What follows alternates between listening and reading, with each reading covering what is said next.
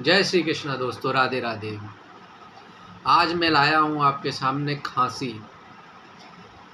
जिस बच्चों को खांसी हो रही हो, बड़े बूढ़े सभी को खांसी हो रही हो और खांसी जा नहीं रही हो, तो वो ये उपाय करें।